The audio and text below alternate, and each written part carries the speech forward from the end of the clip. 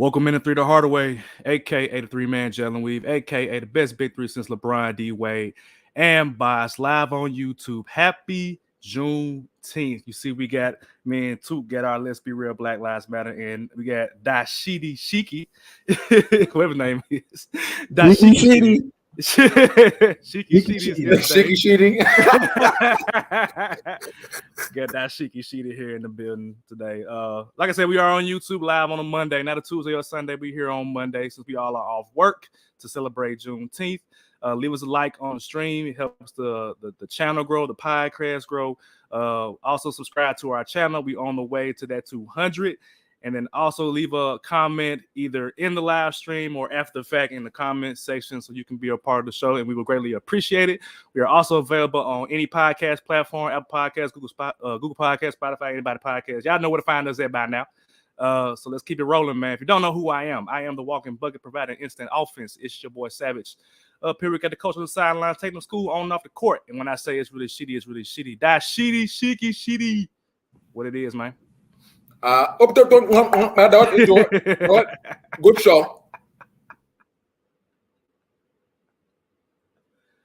I don't even know how to respond to that, ladies and gentlemen. You don't.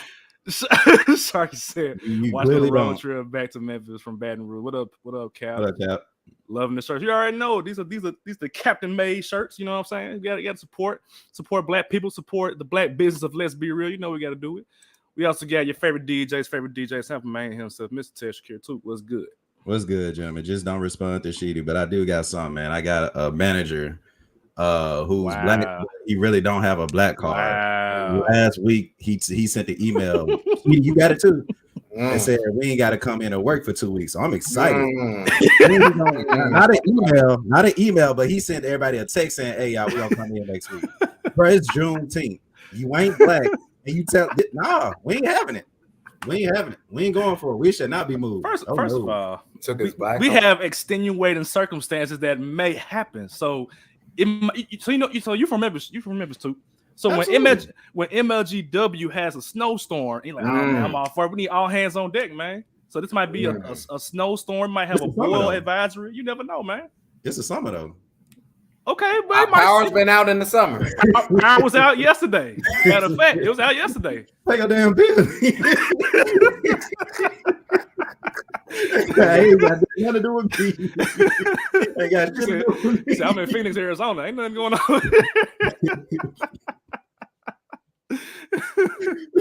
Oh man. We're not coming back. We're not coming back for 2 weeks, y'all. So this is the last show for the next 2 weeks. So quote unquote, we'll probably provide some kind of content in between, but not us meeting for like an hour and a half. Won't be until a little bit in July, I would assume. So yeah, we'll this is our last show till then, but we're gonna find a way to keep y'all entertained in the meantime. So without further ado, let's go ahead and get started with NBA trivia, since I know that Toot got something on the haps. What you got, Toot? Absolutely, man. We're just gonna keep it real simple for today, man. And it kind of ties in with kind of what I want to bring into later in the topic. But just wanted to know, man, do y'all know the two teams to not have any retired jerseys? Is it the Clippers and the Wizards? It's not. One is the Clippers. One Pelicans. No, right? No. Okay. Pelicans got. I don't know who the Pelicans have, but. I mean, are we counting the Thunder? Because they got. Yeah, I'm about to say. No, it's not the Thunder. Okay. No, we don't count them either. No retired jerseys. I feel like everybody got to have one. I'm trying to think.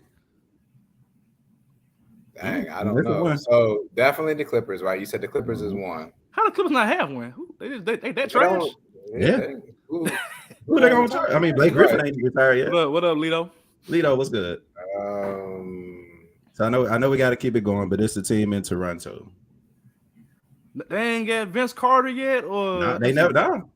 That's real disgusting behavior to not have Vince Carter's number retired there. I mean, who else played there that was like good enough? I mean, Vince is. I mean, they gonna get DeMar. They gonna retire my boy top 10. They're gonna retire Lowry, maybe Kawhi if they want to. No, they better not retire no damn. If they want to, I don't.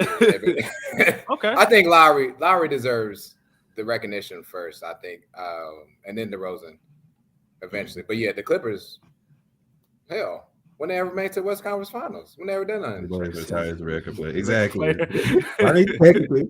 And then another thing I wanted to bring up, I don't want to ask y'all this, just a random NBA fact or WNBA fact, because WNBA season is fully underway. For sure. And it's Juneteenth. I don't know if y'all know, but Cheryl Swoops is the first Black woman to have a female basketball player to have a shoe deal. Yep. I don't know if I remember that. It's pretty cool. I was like, I looked it up. I was like, oh shit, let me just bring awareness. Shout out to Cheryl Swoops out here.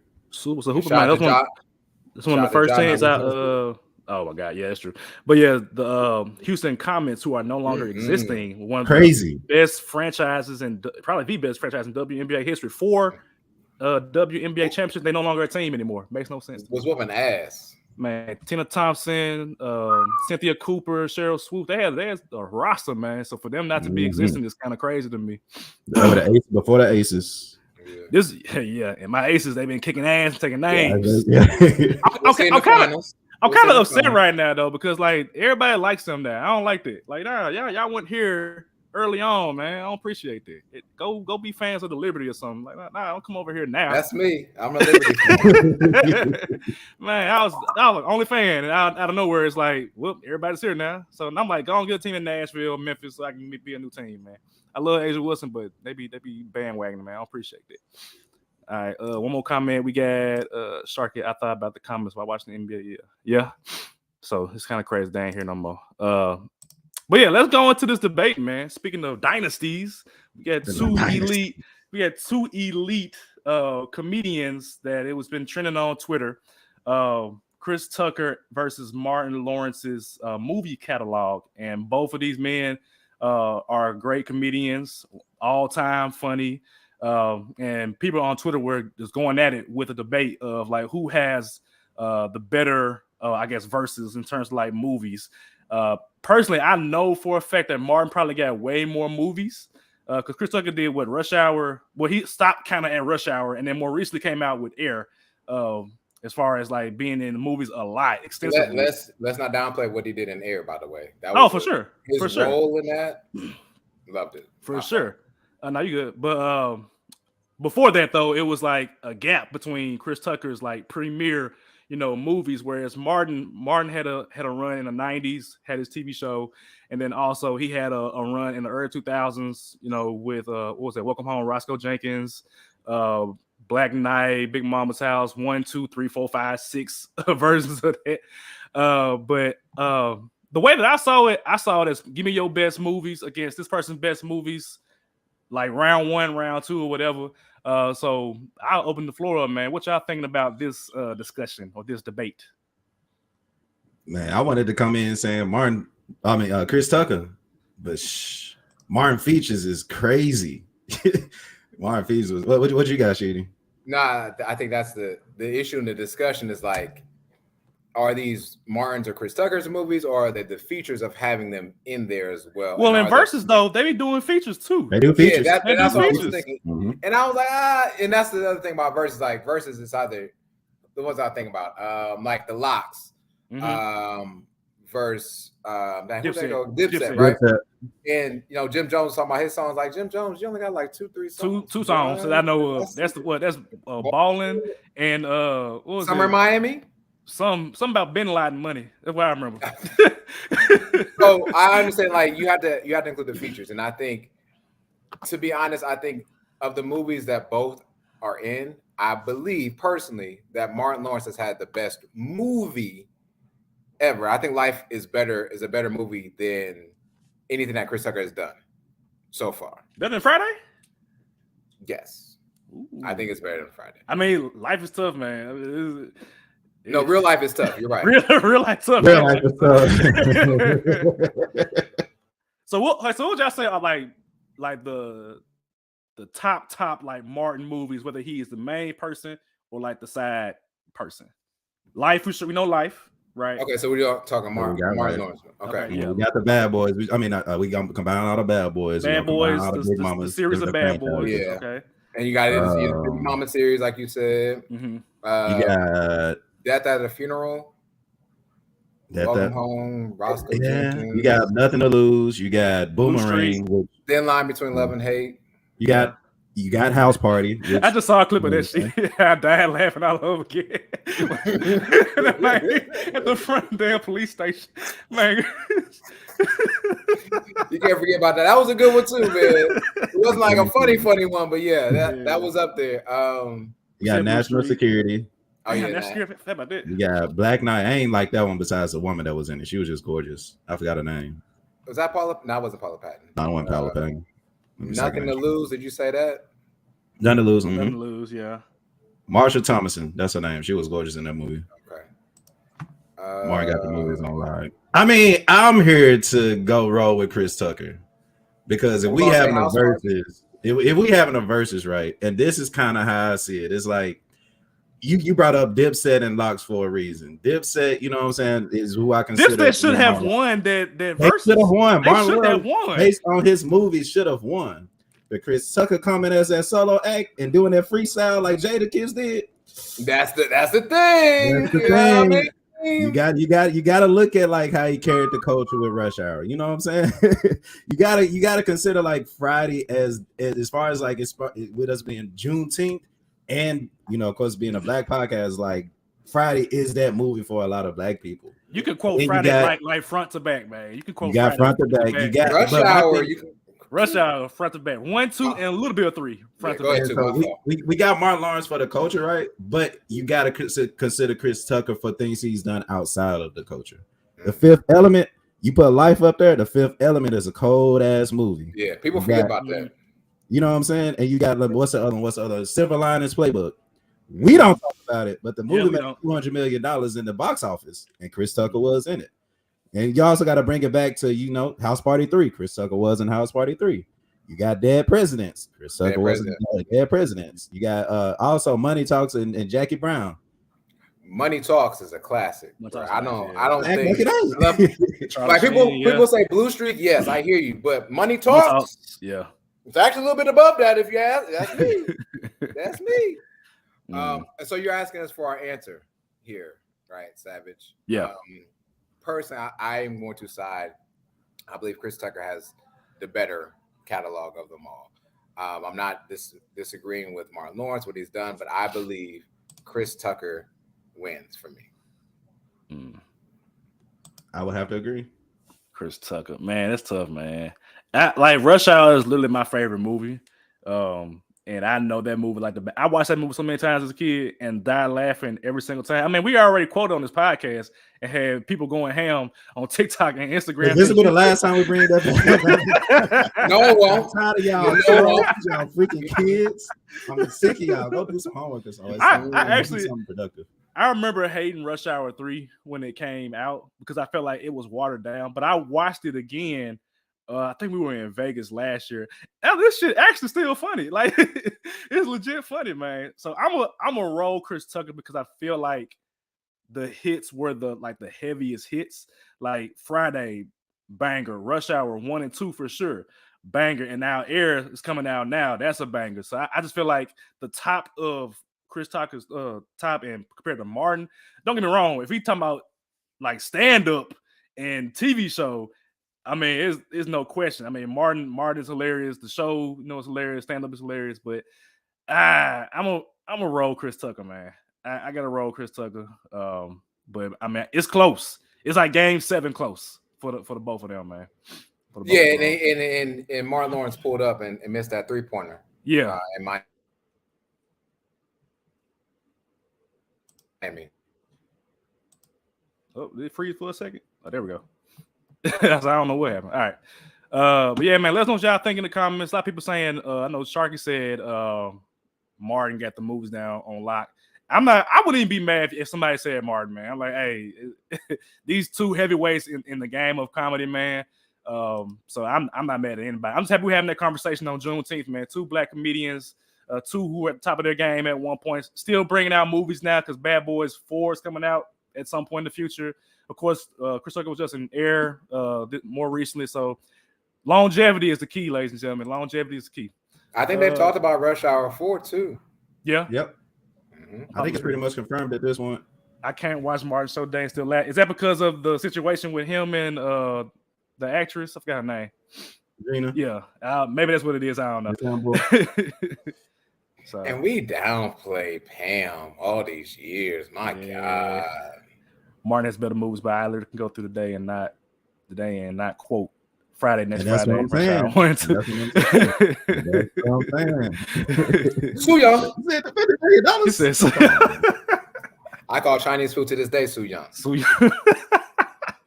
All the weed jokes that Chris Tucker has provided us, man. Come on, man. And like, this ain't a knock at Martin. Like, this ain't a knock at anybody. Like, I'm really happy we having this talk. Yeah. And let's keep it civil. You know what I'm saying? Because these are two legends we talking about. Like, nah, we ain't finna disrespect nobody. But if you're asking for a preference, give me Chris Tucker. I ain't mad at it. All right. So enough of the comedy talk. Let's get into Bradley Beal was traded to the Phoenix Suns. News broke out yesterday about 3:30, which is after the time that we normally are off of the air. So this was perfect timing for us to be able to come on Monday morning and talk about the Suns making somehow, some way, a move that I don't know if it's they were already contenders. We all knew that. I'm not gonna be disrespectful to Kevin Durant and Devin Booker, but we saw them give Denver 2 games. Like, as far as like, Booker shot 80-something%. KD was doing his thing, and then they just got beat by a better team. But adding Bradley Beal, I don't think that hurts. I don't think it hurts Phoenix in a way that it makes them less of a contender. But I do see it as a little bit redundant, and I'll get the details up of the trade right quick. If I'm not mistaken, Washington didn't get any first-round picks at all. Pick swaps, to my understanding. Just pick swaps, right. and I think the year is like 24, 26 for the pick swap, which might not matter because they might be competing for the next 3 years, at least 3-4 years. But they traded Chris Paul, Landry Shamet, multiple second-round picks, and pick swaps to the Wizards. And of course, Phoenix got Bradley Beal in that trade. Washington, first of all, how the hell did Bradley Beal get a no trade clause? I didn't even realize he had no trade clause. I didn't realize it. And I tweeted out, I thought I did, retweeted like the list of players who got a no trade clause in the past. Players like Kobe, players like Dirk. Not these, all-star caliber who might not make the Hall of Fame as players like Brad Beal. So Washington, and we talked about it, months ago, a mid-franchise, completely inept of running an organization. How do you trade a player who's multiple-time All-Star, made all NBA teams, and you get Chris Paul back, who Chris Paul's going to be bought out at some point or traded in a 3-way trade. You get Landry Shamet, who had like one good playoff game in the playoffs, and then second-round picks. And you're about to lose Kuzma as well, too. So you would think if I'm offloading a All-Star player, I'm getting first-round picks back. But you effed that up because you gave him a no trade clause to the point where he said, you know what, I'm going to pick where I'm going to go. I'm not going to Miami because if he wanted to go to Miami, he would be in Miami right now. That's simple as that. He wanted to go to Phoenix because he had that connection. I forget what the connection is with Phoenix. Something with like a father-son connection, whatever it is. But regardless, Washington, like just terrible. Just bad management of a team. Some guy on Twitter was saying, like, move the team to Baltimore and get them away from the nation's capital. Do whatever you got to do because that team is just trash. That team is trash. But I'm going to try to speak for the Phoenix Suns standpoint. But Washington, that's a dumbass move, man. Dumbass move. Sheedy, you want to go first? I can't, man. He said that's a dumbass move. It was. It is. I don't quite understand it for the Wizards. And if I'm being honest, I don't really understand it for the Suns. To me, I'm going to be personal about this. To me, Bradley Beal is not moving the needle for the Suns to be a further maybe champion. Maybe. It's not. And then on top of that, you only have 4 players under contract right now. 4. Your big 3, and you might as well add a big 4 with Ayton. And who else are you going to get? Your second-round picks? Like, at some point, you're going to get fatigued. These players are going to get, what I want to say, injured at some point. It just happens with all these players. And it just doesn't move the needle. Does this trade make them, to me, better than the Nuggets? No, it doesn't. I don't believe so. I understand the scoring. There's another option. Yes, they did take the Nuggets to 6 games. Yes, Devin Booker shot like 80%. Really realistically, probably shot like over 60% for the entire series. KD had an up and down series. Yes. I see the more scoring. Yes. But at the end of the day, I'm not even going to talk about the players right now. It's all in Frank Vogel's hands.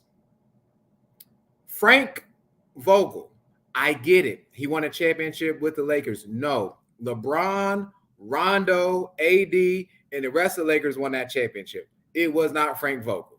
And you want me to say I'm disrespecting him? I don't care. I've seen what he did with the Pacers, and look where that ended up. Got his ass fired anyway.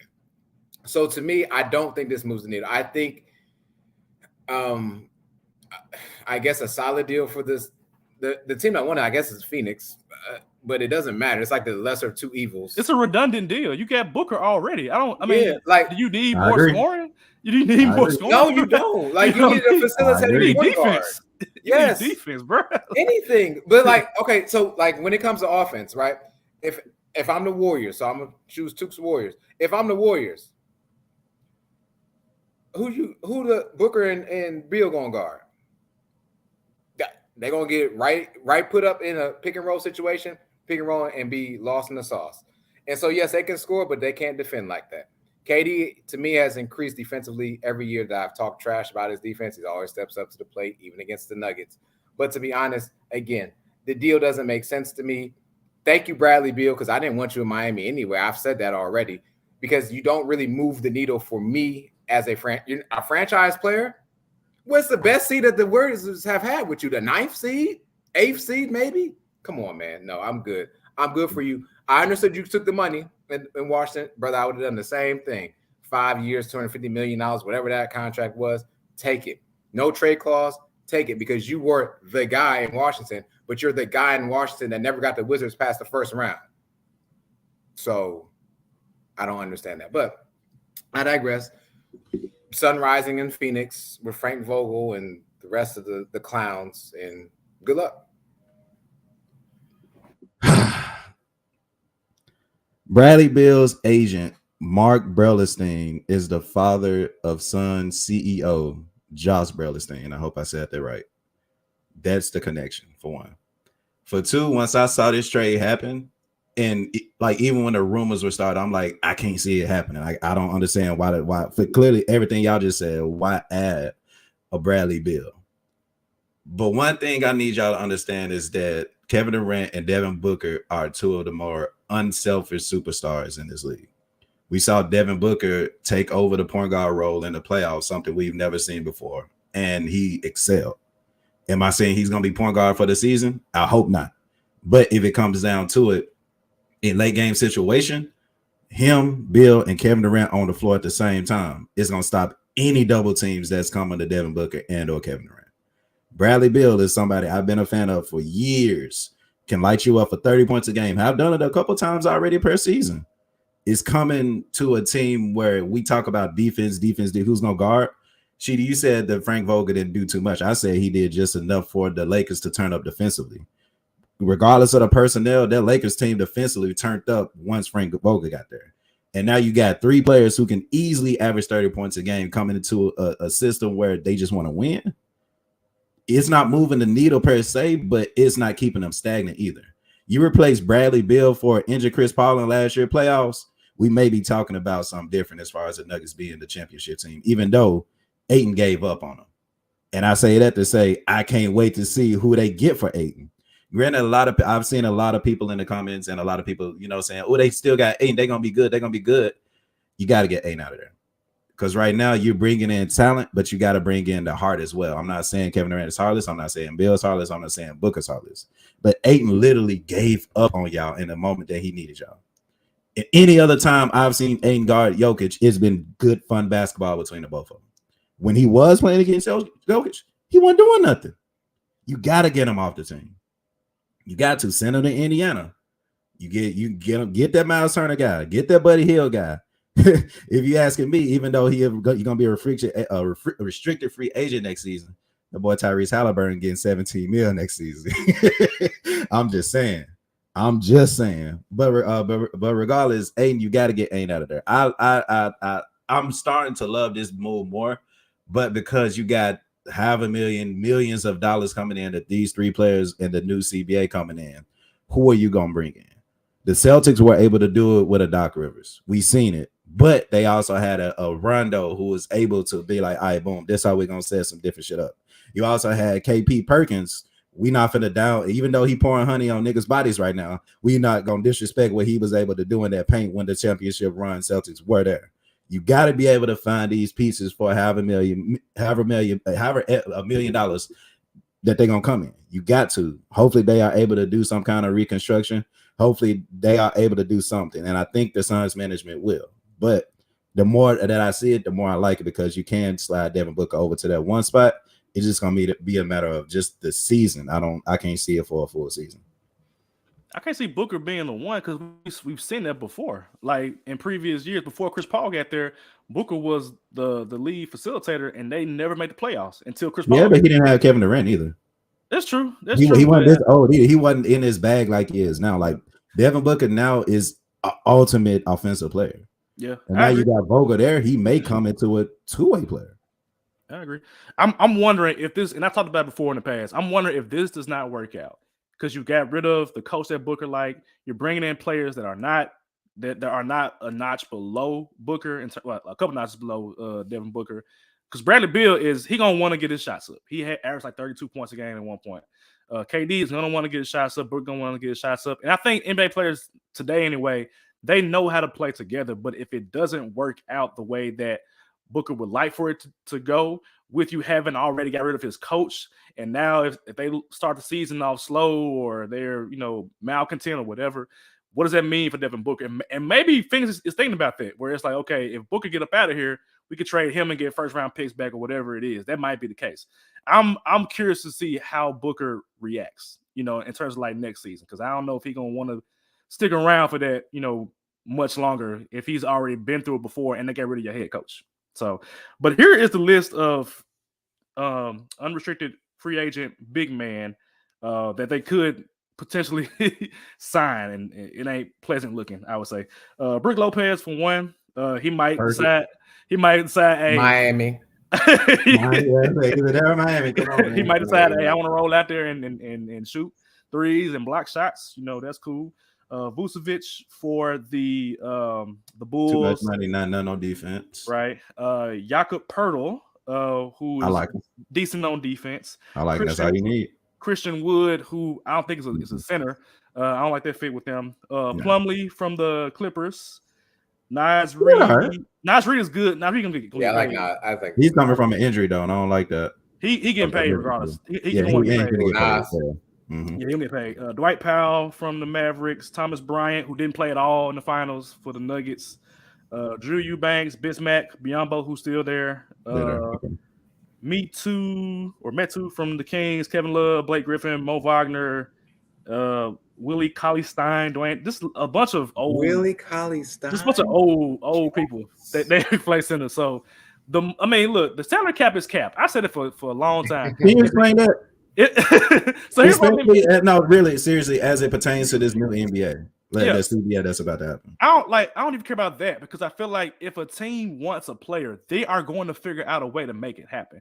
I'm an Eagles fan, and I'd be surprised whenever Howie Roseman figures out how to sign these dudes. I'm like, where is the money coming from? And what they end up doing, at least in the NBA, is they backload it. So you get paid a little bit up front, but your money is still guaranteed down the road. So you mentioned the Luol Deng contract on social media earlier today.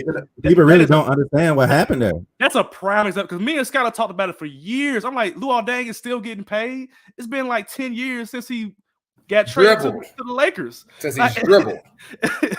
Shit. And he gets paid. He's been retired for at least 4 years and was still getting paid up until last year or this year? Damn near last year. So they can figure out a way to make anything work. If they want a player, it don't matter who that player is. They are going to figure out a way to get it. That's why I say salary cap is capped. All this, they ain't got enough money. They're going to find a way. They're going to find a way. That's what they get paid to do. They get paid to figure out how to make that shit work. Speaking of Friday, Smokey's mama, make it enough. And they make it enough. They make it enough every single time. Make it enough. That was a good one. That was a good one. They make it enough every single time, bro. So I'm never worried. My thing is it's a matter of how bad do you want it. And Phoenix Suns, they clearly want it bad. to the point where you got 4 max players for now, because I think they're gonna trade DeAndre Ayton to get some role players in there and make the money match, so they can figure out how to make it work at least for a couple of years. So I don't dislike it, but we gonna see how it works out. I don't hate it. Like, I mean, I'm not. It's Bradley Beal, Devin Booker, and Kevin Durant. Like, these are 3 of the best scorers in the NBA. They're gonna figure out how to make it work easily. I like the centers that you listed. I like Thomas Bryant. I think is the better fit there. He's very unselfish. He wants to win. He's a champion. But I want to take a rebuttal against what you said. Like, if it doesn't work out, right? If this big 3 doesn't work out like this year or maybe next year, what have you, I think we see more like a Brooklyn scenario where James Harden left. I think Bradley Beal, like how James Harden eventually got traded to the Nets and then had to leave. I think to me personally, I believe Phoenix is all in on Devin Booker. Devin Booker is the Phoenix Suns. So if this doesn't work with Bradley Beal added and KD essentially, then I think you first move Beal out. That makes sense. And get more. But I think Aiden cannot be on this roster past February. Yeah. You got to find some way to get him off. But if this team wants to contend, there's no way that you can leave that man in there unless he's went to see the Wizard of Oz and got his brains, his heart, and his courage. Unless he got those 3, and he might need to be a wizard. I mean, I don't know about KP, but got to get him out. And Kansas says new CBA doesn't kick until July, so they did July. That is true. July 1st. July 1st. Absolutely. I was looking at Beal's contract. His contract is 4 years, and I mean, it's 46, 50, 53, 57 with a player option on that 4th year, and then he'll be a free agent when he's 34 years old. 57 million, whatever team he's at, he's signing that down. Which will be low given the market at that time, I'm sure. Because I mean, because I remember back in the day where $20 million a year was a lot of money for NBA players. We was like, damn, they get $20 million. Now Dylan Brooks getting 18 from the Rockets. Like, so it's new money, man. The price of the brick going up. One underrated thing, like even if you look at the Denver Nuggets and the fact that they won the championship this year, they had a lot of veterans that didn't play. Yep. A lot of we talk about players Jeff Green didn't play, DeAndre Jordan didn't play, Ish Smith didn't play, a couple other people I can't think of didn't play, but it's just their importance in that locker room. Yep. So everybody's saying, oh, you can't do too much with under $1 million contracts. Yeah, you can. You know what I'm saying? That presence in the locker room means something. Yep. So with that being said, does Chris Paul suit up for the Washington? My God. Perfect. I got you. Do we see Chris Paul in a Washington Wizards? CB Wizards. We call them CB Wizards right now. Does he wear a CB Wizards uniform this year? This might say CB Wizards. You can't call them Wizards no more. They all the way down. I'll say this. Go for a rebuild. I'll say this. If Chris Paul is playing for the CB Wizards, the Washington Wizards, they make the playoffs. That's just how it works with Chris Paul. They will make the playoffs. That's literally how it works. So if you are the Washington Wizards and you want to make the playoffs, Chris Paul, my boy, come rap for 1 year. 1 year with KP, 1 year with, I don't know who on their roster, to be honest. Who else on their roster? Kuzma. Well, he a free agent, so he might get up out of there. Yeah. They need to go full rebuild. They got DeLon Wright. I remember DeLon Wright. They got rid of Hachimura. What's the guy named Nunn? Is Nunn there? He's still there? Oh, yeah. Kendrick Nunn? I got Monte Morris, my guy. So if they want to win and make the playoffs, yes. But I think that he's going to want to get out of there. He wants to go to an actual contender and contend for the championship. And I'm sure you got a list of who or where Chris Paul could go.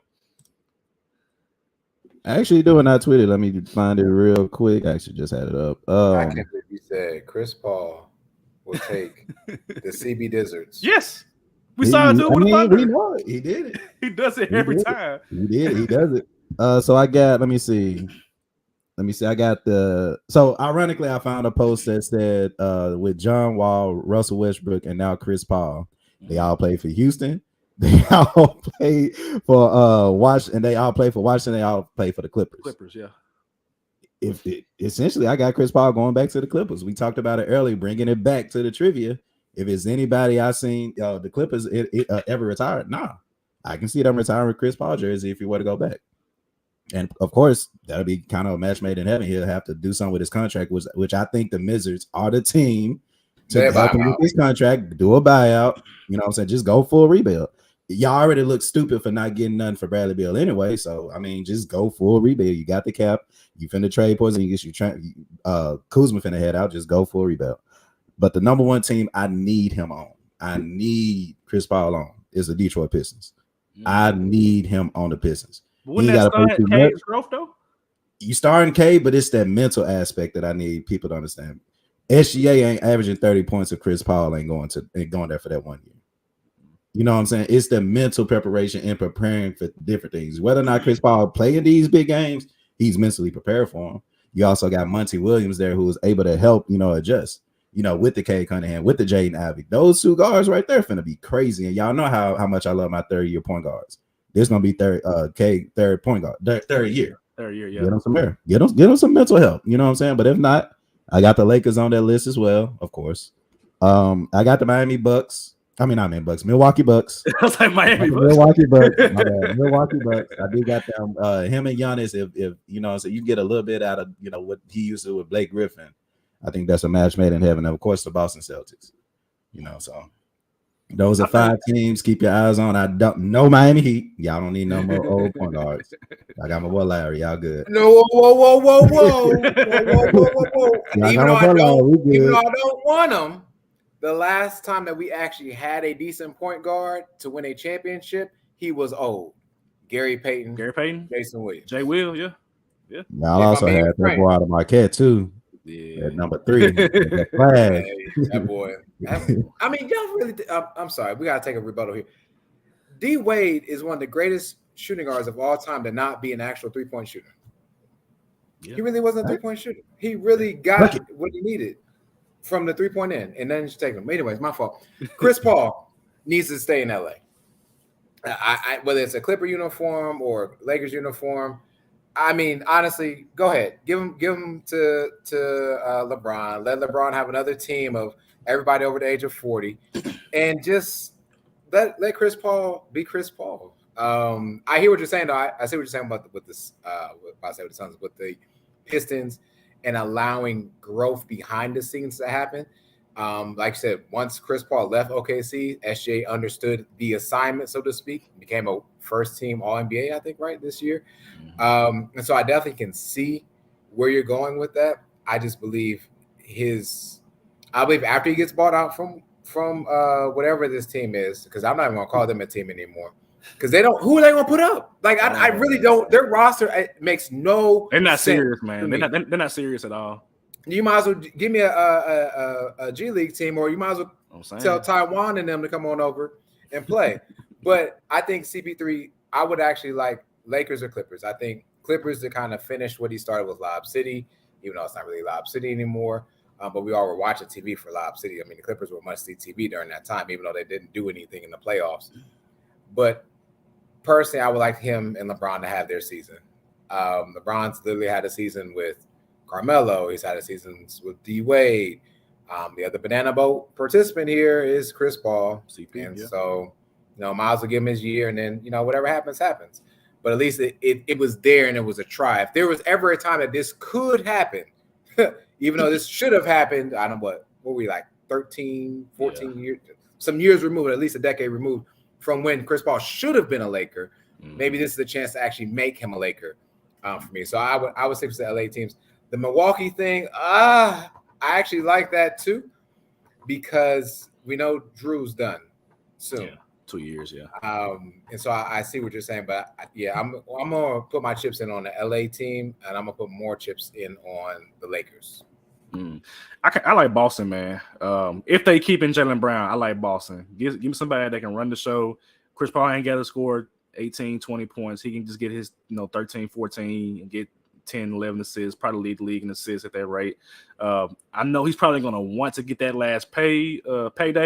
The salary cap is capped. If the team wants Chris Paul, they're going to figure it out. That's what Lakers, Clippers, Taiwan, whoever want Chris Paul, they're going to figure out a way to make work. But I think for basketball purposes and what that team needed in the playoffs, Boston need to be on line 1 with Chris Paul right now. Because Chris Paul, like we've seen them, they literally made the Eastern Conference Finals, the finals without a point guard, without Chris Paul. So if you add a literal point guard, if he gets hurt in the playoffs, it's like, well, we play without him anyway. Might as well just keep it rolling. Or if he's there, it's like, great, we got Chris Paul who know how to run point, and we ain't got to have him do entirely too much to make us successful. So I think I want Boston, but I think he's going to the Clippers or the LA. It's gonna be one or the other, but I want him to go to Boston. We have Candy says CP3 could help JB with his handles. That might be a lost cause, Candy. I don't think he just came dribbling with his left hand. He left hand off, dog. He about 5 years in the league, man. He might have to do a scary movie too and just get that shit fixed. My good hand, man.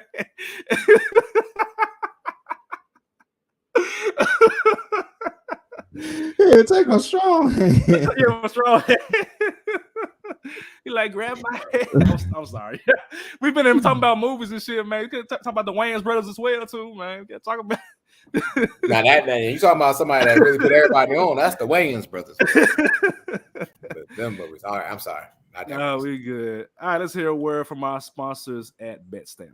This episode of 3 to Hardaway is brought to you by the BetStamp app. BetStamp is helping thousands of people win at sports betting for free. The same way travelers use Google Flights or Expedia to find the best prices, sports bettors can now use BetStamp to do the same. When you place a bet, the odds given by a sportsbook will determine how much you can possibly win. Even when betting on the same outcome, different sportsbooks will offer varying payouts, and these differences can be huge. Thankfully, BetStamp allows you to easily line shop for the most profitable odds across all sportsbooks.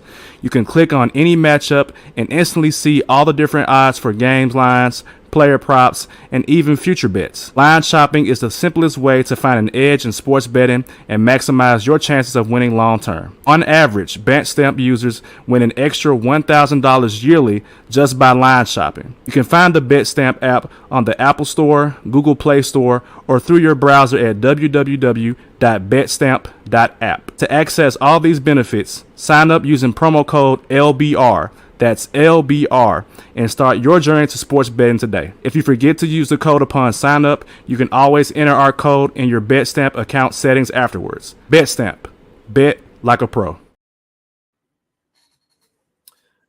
All right, so the NBA draft is this week, this Thursday. We'll see. Victor's going to be number 1 overall. We already know that.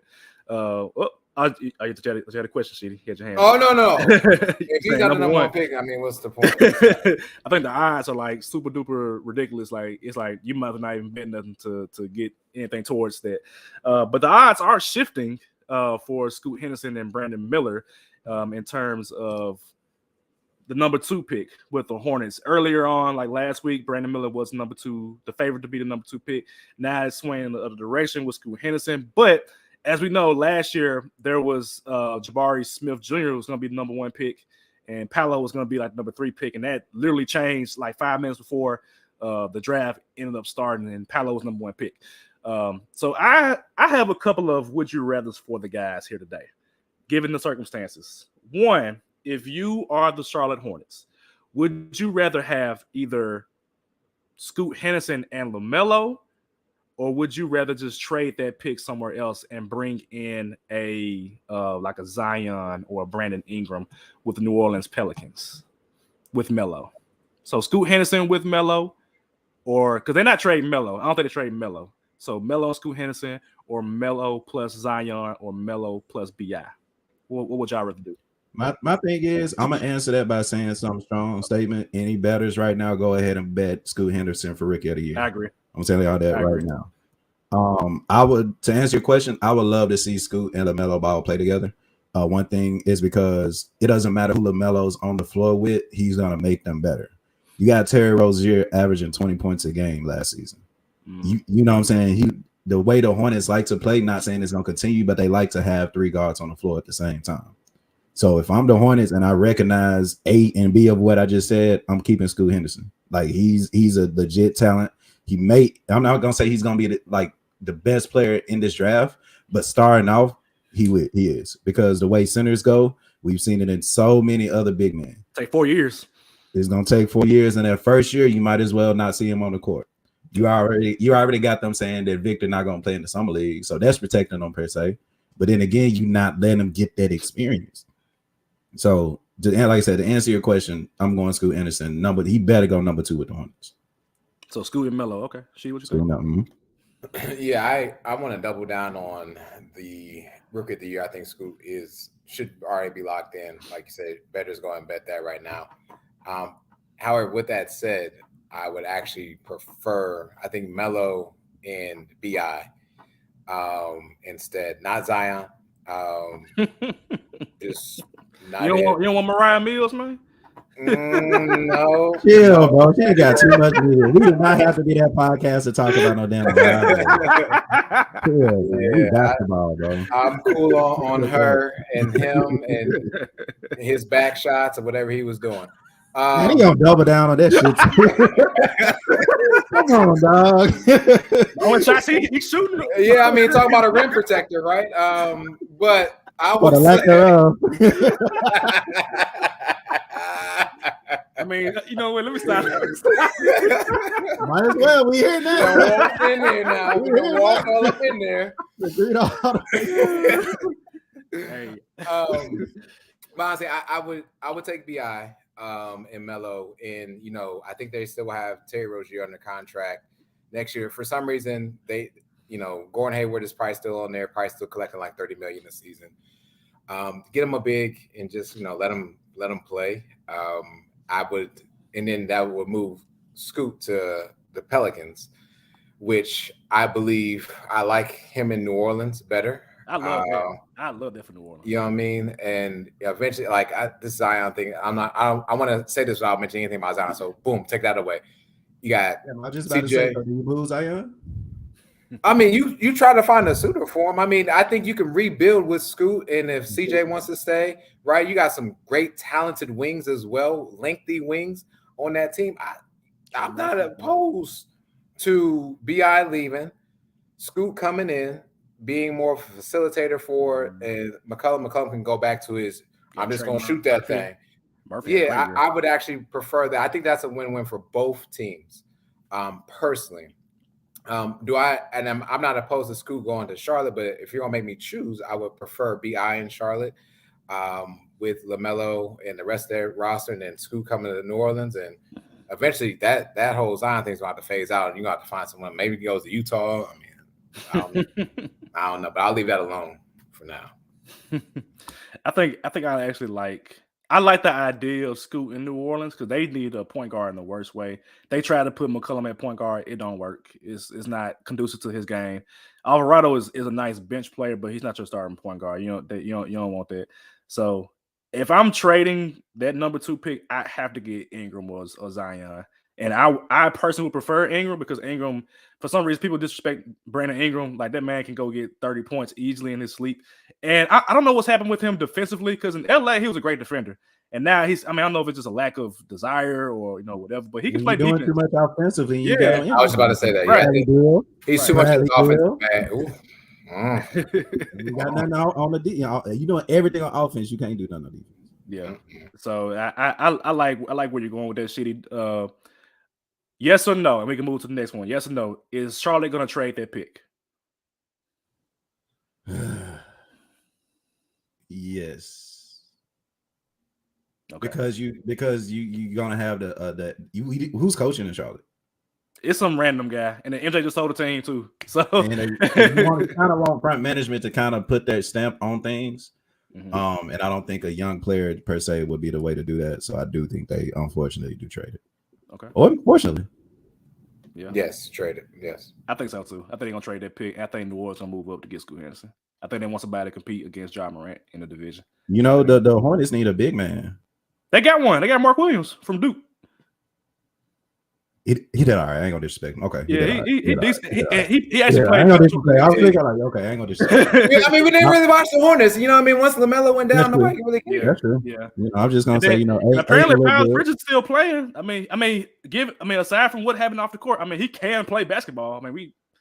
He can get up there and dunk and score. So I was just gonna say Aina looked good in the Hornets uniform. That's all. I would not be mad at that. We'll be mad at it. All right. Next scenario. is Damian Lillard? I'll say this: would you rather have Damian Lillard? Well, I can't even say so. It's a would you rather.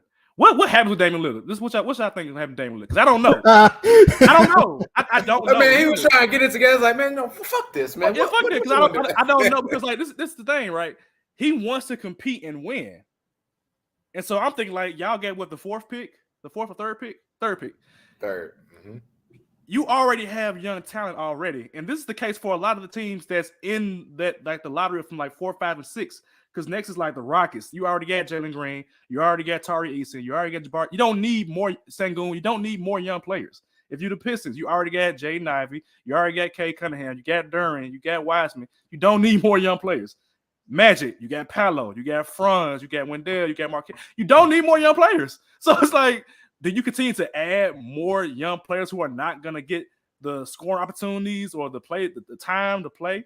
And so if I'm Portland, it's like, if you Dame Lillard then, would you rather stay in Portland or go somewhere else? That's not what you rather then. Don't laugh at me, Candy. You're here laughing in the comments. No. So if you Dame, do you stay in Portland or would you rather go to like a Miami? Here's what people gotta recognize. I'm still sticking to. I've been saying that he's not going anywhere for the longest.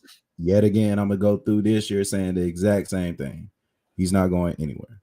But that's the difference between having a trade clause and a no trade clause.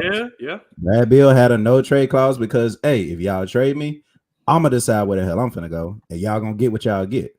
If I don't have a trade clause, Damian Lillard, I'm Portland. I'm finna get the most I can from anybody. Yeah. So let's think of the teams who you can go to. Mm-hmm. It's not that many of them, especially when you finna get $60 million soon. He ain't going nowhere. He ain't going nowhere. Nah, he ain't going nowhere. I want them to add, like they're in a position where Boston was when we don't know how Jason Tatum went. We don't know Jaylen Brown, but y'all got so many first round picks when Danny Ainge was there. Y'all got a lot of pieces. That Portland has a lot of pieces. It's just gonna matter like who else you gonna bring. If Dame is staying, that means 3 is gone. You have to trade 3. You have to. Cool. You can trade 3 and Anthony Simons. You can trade 3 with Jamari Grant. You can trade 3 with whoever you want to. But Dame ain't going nowhere. So my thing is who's available for the 3 then? Is it Jaylen Brown? But I think Boston's gonna want to keep Jaylen Brown. Nah, he ain't going there. Yeah. He's not going to Boston. I'm saying Brown to Portland. And that's something I actually did say. And that's something I did say. And I think that Brown will go to Portland for sure. I don't think Dame, with his mentality and the fact that he's black and like where he is mentally and emotionally and spiritually, I'm just taking it there. Yeah. Boston's the terrible team for him. Boston's a terrible city for him. Portland ain't too much better now.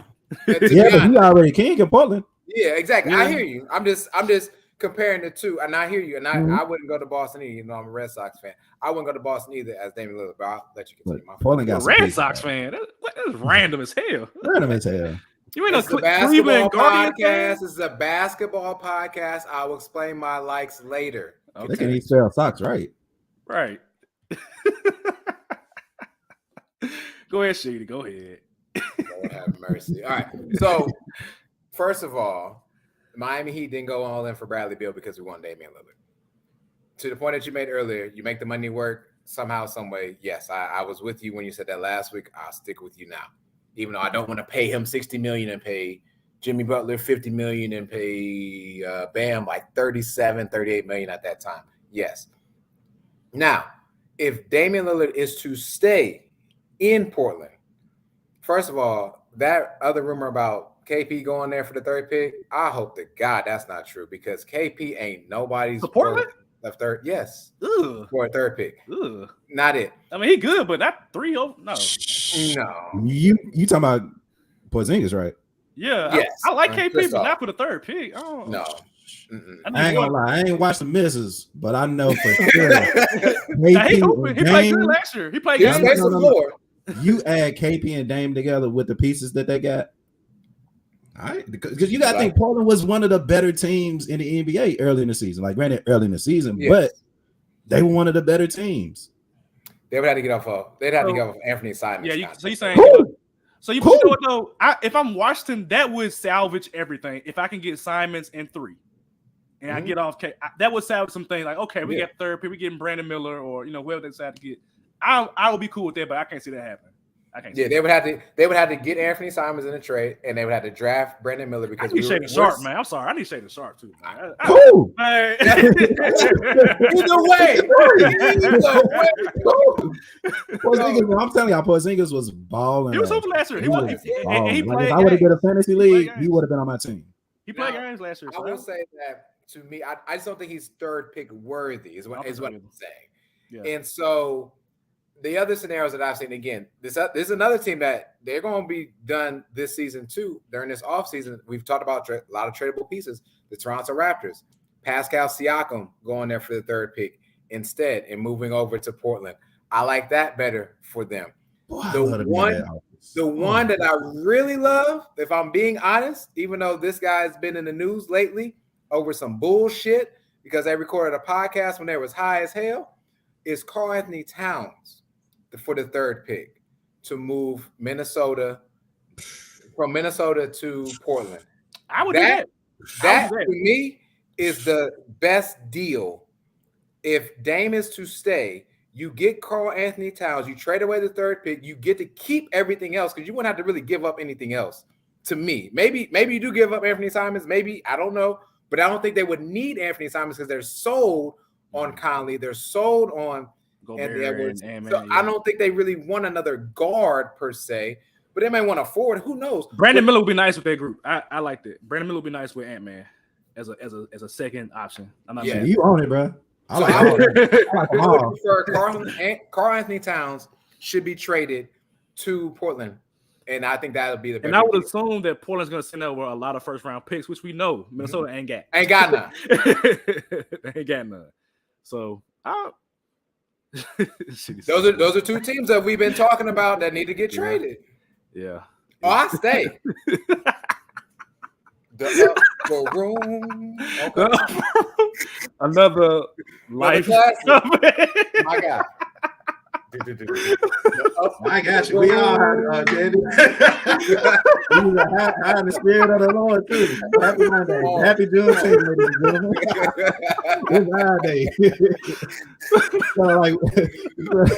So like cannabis and cocoa butter. Let us have it. No jersey. Cannabis. Let us have it.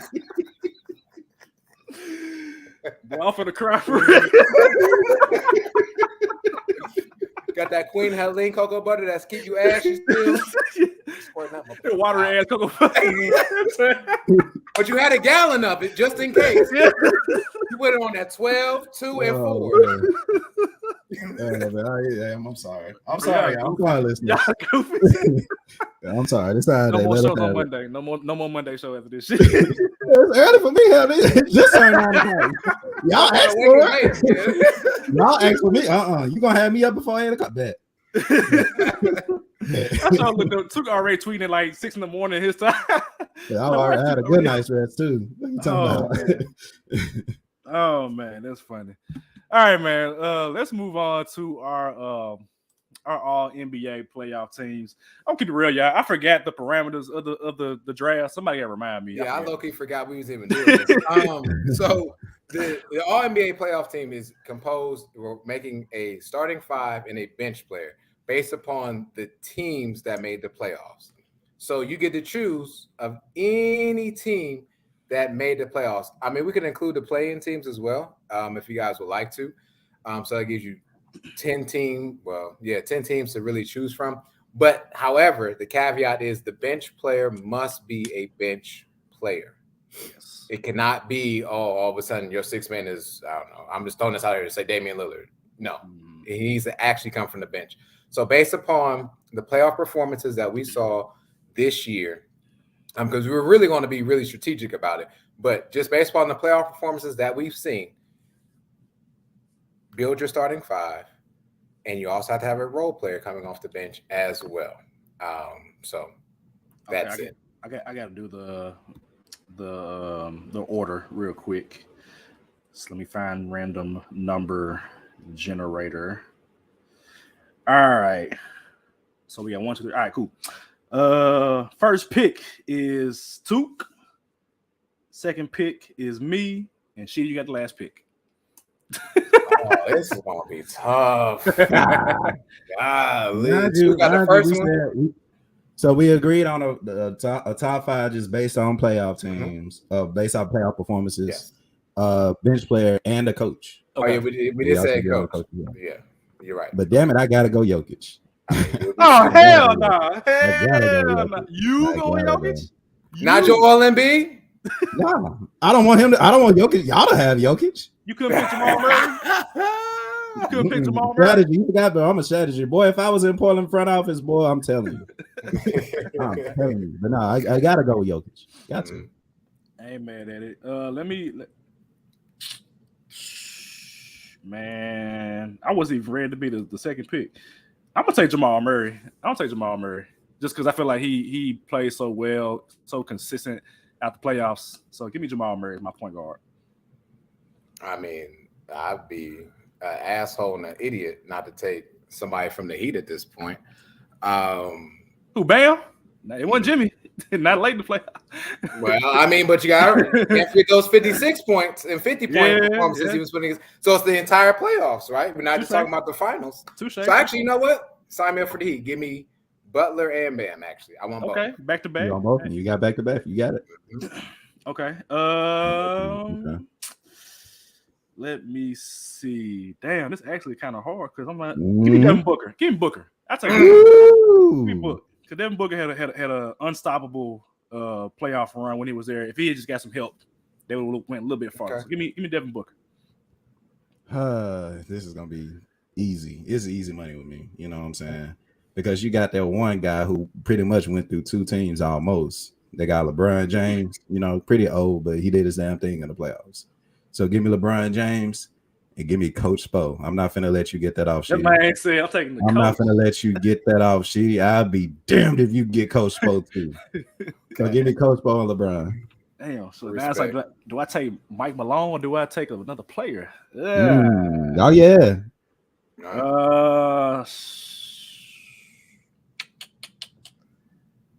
You know what? Damn.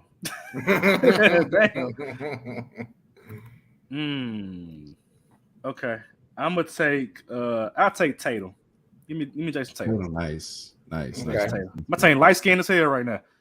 It is. I got Murray, Booker, and Tatum. Okay, so you took LeBron. I'll take AD. And I want De'Aaron Fox. Ooh, okay. De'Aaron Fox. Okay. Okay. Yeah, I took that. Damn, I'm looking at the teams. I'm like, nobody was just that impressive, comparatively speaking. Minnesota, LA, State, Clippers, Phoenix. I'm gonna take Mike Malone. Give me my coach. I'll take Mike Malone here. Okay. Give me. Oh my God. Yeah, y'all ain't winning this one. Go ahead. I got James. I got Jokic. We're gonna keep the J's going. Give me that boy Jalen Brunson. Okay. I thought about him, but my team would be too small. I ain't gonna lie. But he played his ass off. Give me that boy Jalen Brunson. Okay. Let me see. I guess I got to take Kevin Durant, right? I mean, you can. He played well for. I guess I got to take Kevin Durant, right? He this far down the track. All right. I'd be catty if I didn't pick Durant. So give me Kevin Durant. Okay. All right. This is where for the value purposes, I'm going to take Joel Embiid for the value of it. I'm gonna take the value of Joel Embiid in the late round. So give me Joel Embiid. Okay. Give me. Dang, I really want a Brunson, but it's cool. I will take. Give me Steph Curry and Mike Brown. Mike Brown, okay. Okay. All right. And then with my last player, I guess starter pick, I am going to take. I'm gonna take Aaron Gordon here. I'll take Aaron Gordon. Aaron Gordon. Okay. And I got one more starter and one more. You gotta pick your bench player, I think. Player. Yeah. Okay. So I got a team full of J's. Give me Jaylen Brown. Got one hand, but that's cool. He ain't gonna be dribbling. And, oh man, I gotta go top 10 Larry. Give me top 10 Larry off the bench. Off the bench. Got to. Yeah, away games. We just need to play away games, everybody. Exactly. We straight. Away game Larry is different. Yeah. I would just say Bruce Brown immediately for my bench player. Just give me Bruce Brown. I'll take him. That was a hell of a pick. I think this is where I'm losing traction is who off the bench. Off the bench. Give me this team that I have. Give me, man, what? Give me, you know what? I'm going to be real ugly with this one. But give me Derek White from the Celtics. He played. He had a good series. Yeah. He played great. He played great. Okay. So just to recap the teams, I have a very light-skinned team. I have Jamal Murray at point. I got Booker at the 2, Jason Tatum at the 3, Aaron Gordon at the 4, Embiid at 5, Bruce Brown off the bench, and my coach is Mike Malone. 2. I got Coach Spo coaching because I couldn't let Sheedy get that heat shit off. I got Jaylen Brown. I got Jaylen Brown at point guard. Jalen Brunson at point guard. Jaylen Brown at shooting guard. LeBron James at small. Kevin Durant at power forward, and MVP Jokic at center with top 10 Lowry coming off the bench. Excellent. I don't know who. I got 2 guards, both of them undersized, but they're gonna score some shit. Give me De'Aaron Fox, Steph Curry. Give me Hemi when he was Hemi, but Jimmy Butler. Bam at the 4, AD at the 5, and then Mike Brown Mike Brown is our coach, defensive guru. Derek White coming off the bench. Solid. So let me ask you this, Shitty. You think AD performed better than Sabonis? I think so. Yes, okay. I think so. Yes. Sorry, I had to think about that, but yes, I think so. I think Sabonis, especially after he took that elbow to the eye, he was out for him. Yeah, Draymond kind of punked him. And AD, I mean, he had up and down game, but his highs were very good. Yes. Lows were very bad, but I think it bounces out. Yeah. And there was times where like Sabonis actually had to get taken out the game because of foul trouble too. And you could see like mentally he was just out of it. So yes, I will say that. Yeah. But Sabonis was there though. I just didn't want to keep picking 2 players from the same team. Like I did that with the Heat. I mean, I would. I took about 4 Nuggets. Did that Nuggets. Shit, man. I ain't mad at it. But I talked about lows, and I want to get into this last segment with Ja Morant suspended 25 games. There were a lot of people who thought that it would be more, like some said half the season, some said the whole season, some said like 8 games, 10 games, whatever. The verdict was 25 games, and then of course we saw the NBPA came out and in so many words said that they were interested in appealing it, but I think it was contingent upon whether or not Ja Morant wants to appeal it, and I think they're leaving it in his hands because of just, does it look good for him to appeal it if he knows that he didn't do well? So I think it's probably going to stick at 25 games, which I think is okay because he did miss 21 games to start the season, I think, and they were okay leading up until when he came back. But just thoughts on the Ja Morant suspension and overall, just Grizzly thoughts, man. Like, do they Tyus Jones, is he going to stick around? Does he need to stick around? We know that Brooks not coming back under any circumstances, according to Zach Kleiman. But just thoughts on our quote unquote Grizzlies. I think the number was perfect. I think I kind of wanted just a little bit more. But if you look at, the 25 games, he'd be coming literally probably a week or 2 before Christmas. Mm-hmm. So you talk about a hype Christmas game. The Memphis Grizzlies will be on Christmas. They better be. and hopefully it is, keep the tradition going against the Warriors. But just I don't want Ja Morant to appeal it for the simple fact that it won't look good. Right. Like, granted, it's been Twitter videos and posts saying that, of course, it was a fake gun. I said that shit day one. So what? You know what I'm saying? It's the fact that you're trolling, you're making the league look bad by your actions. And of course, the 25 games is not a lot. Of course, I think it's without pay, but you shouldn't be. I don't think he's worried about money at this point. I think legacy is what he needs to start focusing on. It's crazy. Me and my mom had to talk this weekend. Like, what do you want your legacy to do? Because right now it's already at the worst. But everybody loves a comeback story. Everybody loves a winner.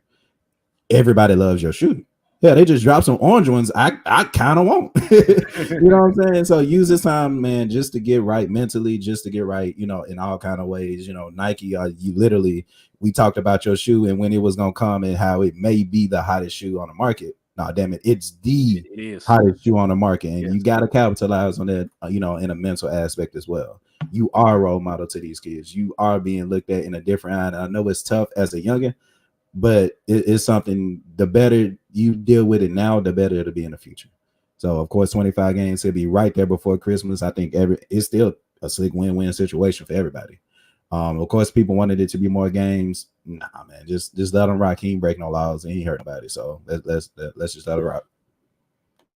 Yeah, to me, this is a supreme win on both sides.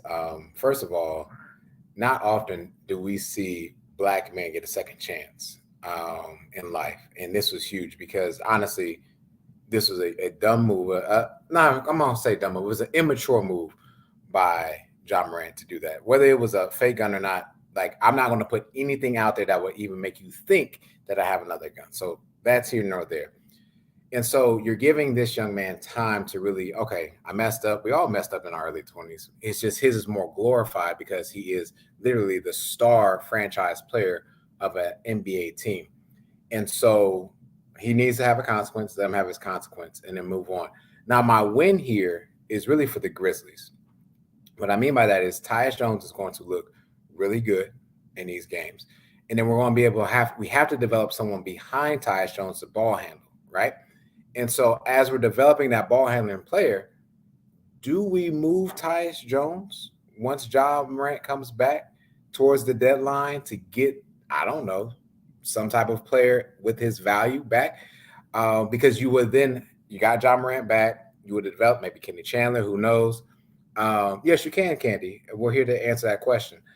But at the end of the day, Ja did what he did, and we stand with him, good or bad, same way people were standing or laying down with Zion Williams as well. So to me, it happened. We move forward. The consequence is the consequence. Don't let there be a third time, though. There can't be a third time, Ja. And, Ja's been going through the right steps. He befriended his guy who was always posting all that other stuff. Like, he's doing whatever he needs to do mentally. So I look forward to what this looks like for him and the Grizzlies moving forward. And we can just dead the situation and they can focus on someone else in the 2019 draft, such as RJ Barrett. You trolling. We had it ain't breaking news, but Draymond Green did decline his player option for $27.5 million. So he's entering unrestricted free agency. But as far as Ja Morant, man, I think he's gonna come. Can't over here tripping. I think he's gonna come out of it better. I think his hand was forced. I always tell students that real life is either gonna make you grow up or you can choose to grow up. And real life has made him grow up in this regard. I mean, money is involved, endorsements are involved, fans are involved. So he has to figure out a way to grow from this. And I think that he will. I think they've taken the right steps by laying low. I'm actually kind of happy that he's not on the FIBA team. I mean, I want him to be, obviously, but he needs time to just get right within himself, and then hopefully come the Olympics that he can be a part of that experience as well. Because it's a great experience. I'm glad that Jaren is getting it. So the shoes are selling like hotcakes. I still don't get my pair yet. Do y'all have a pair? Ja Morant ones? I plan on getting a pair for my birthday. Not yet. Not yet. So what is Kane talking about? Standing or laying down? What? I don't know what that means, Candy. Whoa. I don't know what that means. Candy, now, ma'am. We went, past PG-13 a few times, ma'am. I don't know what Pornhub you thought this was. I'm not sure what you mean by that, Candy. Can you ask the question again, though, Candy? I know you're listening. Whatever you mean. I hate you. Oh. Hate is such a strong word. Yeah. You need to eat? No, don't do that. But yeah, Ja Morant, he gonna be all right, man. It's the punishment is here. Like Yo Gotti said, do your time, take your charge, keep it rolling. She followed up with her question. My question is, I understand that what Ja did was wrong. Let me say that first. I 100% agree with y'all. But how far is conduct detrimental to the league, considering Zion? Candy, I don't know, because the NBA, since David Stern passed away, has been very subjective in how they punish people, and we saw that early on with the NFL once Roger Goodell got there, where it was a lot of inconsistency in how he punished people based on certain things. And I think that Adam Silver is a nice guy. He's that in good and bad way, because he might be too nice. Whereas David Stern, John might have been gone for a year. I mean, we saw the fight in the Mouse at the Palace. We saw Javaris Crittenton and Gilbert Arenas in the locker room. Javaris Crittenton, speaking of second chances, he never got back in the league. He went to jail, and that was it. And then Gilbert Arenas, he was stained for the rest of his career. He went to the Magic, went to the Grizzlies, and he never was quite the same to get back on track. And so I can't say what is the actual detrimental part with Zion. I think with Zion, I mean, that's typical nigga behavior from what I see. It's like you over here smashing random women. And personally, I think that Zion was just that dude that didn't really have that chance in high school, and now that he's in the league and got his money, he don't know what to do with himself. He don't know how to control himself. So he need to figure out how to figure his shit out. But I don't think it's the league's job to I guess police what they do outside of, like, as far as like sexual, like that's your stuff, bro. You do that as long as you ain't going. But then again, I mean, it's detrimental because she going on Twitter every day. I blocked her like last week, so I don't know if she's still going. She might still be going right now. But yeah, that's my thoughts on it. You have some thoughts on it? Yeah, definitely, bro. I wasn't sure. Like, this question is just considering just Zion, right, and not Ja Morant. I'm assuming, yeah. So with Zion, I don't think it's anything that the league can do at this point, because it's not Zion. Zion ain't doing a damn thing. He said nothing. He been quiet. Zion ain't did nothing. Like you said, this is part of, you talk about Juneteenth, happy Juneteenth. This is part of the Black community. You give us some money and you give us some women that we ain't never seen before, we're going to act a damn fool, especially at 22, 23, 24 years old. Let's stop acting like we ain't have a childhood or a young adulthood. Let's not act like we were wilding out of college. Well, Savage, you weren't wilding out because I know you did with your wife. I've been locked down. Yeah, you been locked down for a minute. You know what I'm saying? For me, we all had times, and like I said, Zion really didn't have a college experience. Zion really growing up, he's from South Carolina. He didn't have too much, not to put him in a bag, whatever. But let him have some fun. He's having fun. He's gonna have to pay for the fun that he's having for sure. But he ain't hurt nobody, and it shouldn't be detrimental to the league. That's why I don't think too many people should be talking about this. I mean, we got freaking Wilt Chamberlain done smash everybody. Magic Johnson. That 100 he home for maybe 400 women at one time. We don't know. But I think like we shouldn't be talking about Zion and what he's doing in the privacy of his home more than Ja Morant. That's why I was saying with this question, is it for more Zion or more for Ja Morant? Because what Ja Morant is doing is detrimental to the league. Point blank period. And if I can add on to this piece, when it comes to like the Black community and the younger generation, sounding like that was a reference to because he said, well, I passed. I will say this, like, it's having a gun in a video or taking pictures with that's actually part of the young community as well.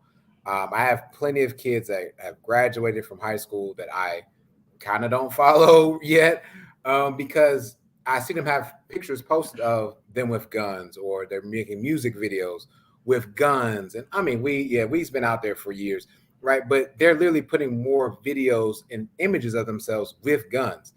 And so it's become like a thing now that we are the older part of this generation, and now this younger part of the generation, they put whatever the fuck they want to put out there, to be honest.